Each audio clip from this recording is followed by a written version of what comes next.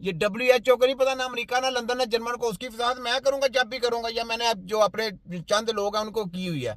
इसके अलावा कोई जम के भी आएगा नहीं कर सकता कोई, क्योंकि इलम नहीं है। ठीक है, किताबें पढ़ के, डेड बॉडियों की, मुर्दों की किताबें पढ़ के या रिपोर्टें पढ़ के आप कहेंगे कि जनाब फालज हो गया दिमाग के, वो फलाने हिस्से में फालज हो गया, ये ब्लास्ट हो, ये यहाँ पे ब्लॉक हो गई है, वेन ब्लॉक हो गई है। आप उसी को देखते रहते हैं। उसका इलाज भी कभी किया? कभी इलाज करना आया?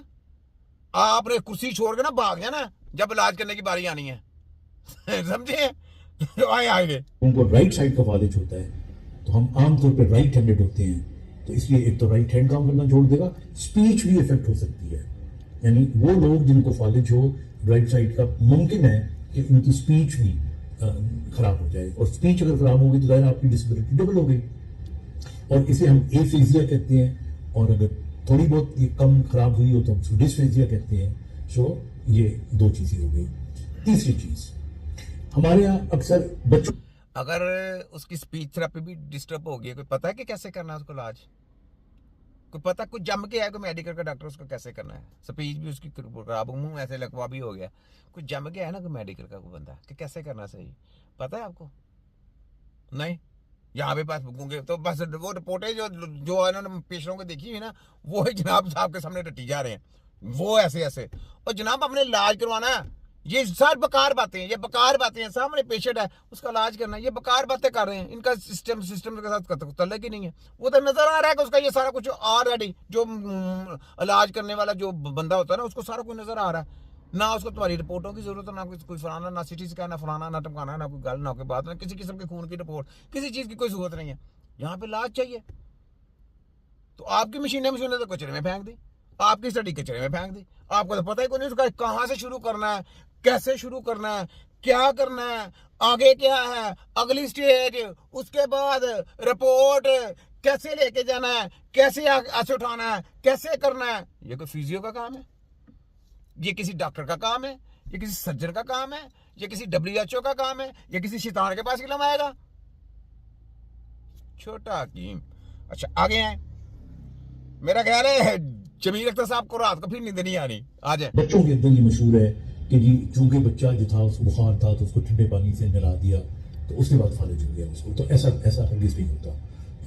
अगर बहुत ज़्यादा बुखार हो तो हम खुद भी पानी की पट्टियाँ करते हैं, तो इसका कोई बहुत ज़्यादा इससे ताल्लुक नहीं है। उसकी कोई ना कोई और वजह होती है जिसकी वजह से बच्चों के अंदर ये फालिज होता है। और जो बच्चों में पैदाइशी तौर पर फालिज होता है उसको हम सेरेब्रल पॉलिसी कहते हैं, वो एक अलग चीज़ है। आज हम बात कर रहे हैं बड़े लोगों में, और बड़े लोगों में जो वजूहात है इस खून की नाली के बंद होने की या बढ़ने ना की, आपके पास सेरेब्रल पाल्सी का इलाज है, ना एपिलेप्सी का इलाज है, ना मल्टीपल स्क्लेरोसिस का पास है, ना मस्कुलर डिस्ट्रॉफी का इलाज है आपके पास। आप तो पैरालाइज का इलाज करते हैं लोगों का, लेकिन मुझे बताया ना किसका इलाज आपने किया? कोई एक बंदा बता दें।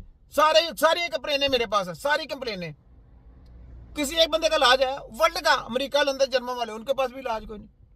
वो बंदा को कहता कि मैंने कुछ करके दिखाया, आप कुछ करके दिखाया ना, फिर मैं आपकी ये बातें भी सुनूं, ची ची ची ची ची ची P P P P P P P, आपको आपको समझ नहीं है इलाज कैसे करना, कहाँ से शुरू करना। मैं आपको प्रेशर दूंगा, आपको उसका शुरुआत ही करके दिखा दें। मैं चैलेंज कर दूंगा, शुरुआत ही आपकी गलत है। चैलेंज कर दूंगा, शुरुआत ही आपकी गलत है।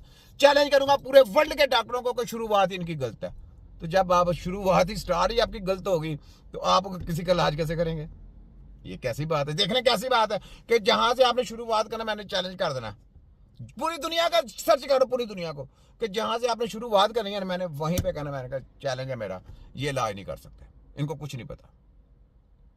क्या इसको कहते हैं छोटा हकीम। ठीक है, आगे आए तो वो जो आपने किया वो सारा कुछ खत्म हो गया। आगे आ जाए।